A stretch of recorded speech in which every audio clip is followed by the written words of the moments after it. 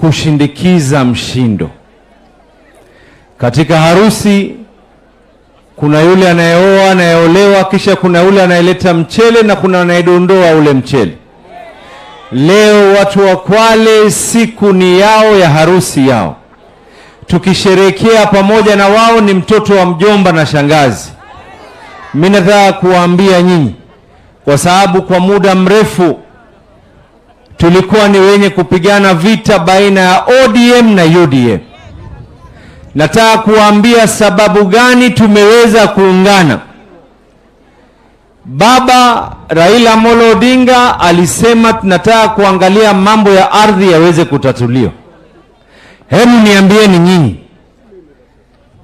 kuna baya lipi serikali ya William Samoei Ruto iwaite wale wenye ardhi katika karatasi, iwaambie nyinyi ardhi yenu iko katika karatasi? Wenyewe wenye ardhi ni wale walozikwa katika ardhi zile na ambao kwamba wenye kuishi katika ardhi zile. William Samoei Ruto ametoa amri, baadhi zishanunuliwa, nyingine zinaanza kununuliwa. Watakaoweza kurithi ni nyinyi, watoto wenu na wajukuu zenu. Kuna baadhi ya watu ambao wamekuwa katika uongozi miaka nenda miaka rudi. Hata hili pia walaliolea gere ndani ya roho yao. Hata hili pia walaliolea gere ndani ya roho yao. Mimi niwaulize nyinyi watu wa Kwale, hapa katika hii soko, wengi wenye kufanya biashara katika soko ni akina mama, dada zetu, mama zetu, bibi zetu, shemegi zetu. Hawa ambao kwamba walioko katika upande ule mwingine. La kwanza, la pili ni kukosa heshima kwa akina mama zetu. Yule mama Rachel juzi kwenda kuwekwa petroli na kuchomwa kwa sababu ni mwanamama kama wewe, lakini wameona hakuna lengine, kwa sababu mama amejitolea roho yake kuwa William Samoei Ruto, wakamweka moto. Leo yuko mbele ya haki na kuuliza, wewe ambao uliofanya tendo lile umepata lipi? Leo hii na kuna wengine ambao tulikuwa nao wameanza kushika zile tabia za upande ule. Gladys Wanga, kwa vile tumekubaliana kufanya kazi na William Samoei Ruto, matusi juu ya matusi juu ya matusi juu ya matusi. Hata hawa vijana wadogo wadogo hii Kenya, tunaona mambo ya jinsia, akina mama kuweza kuchapwa na akina mama kuweza kuuliwa. Hii yote wanaiga kwa hamba kwamba hawana mpangilio wowote. Kwa hayo mengi, nafasi haiko na sisi.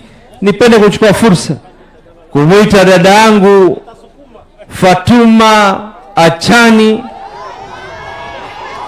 Mimi nilimwambia anafaa fai. Asante sana. Thank you, Governor.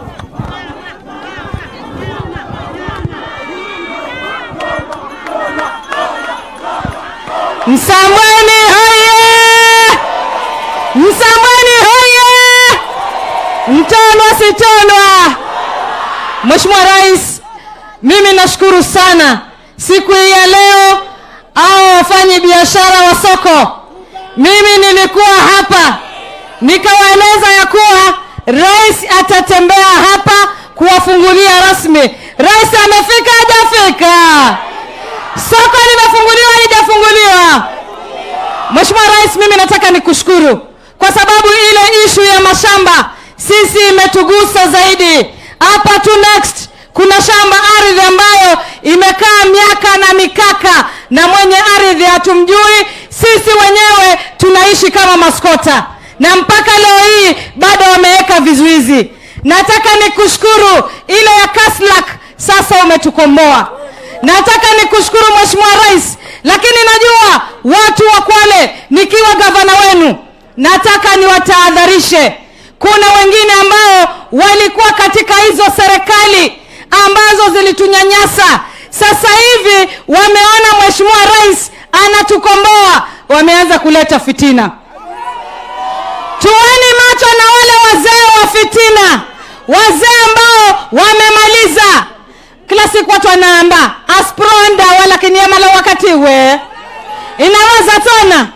Aspro inamaza tona.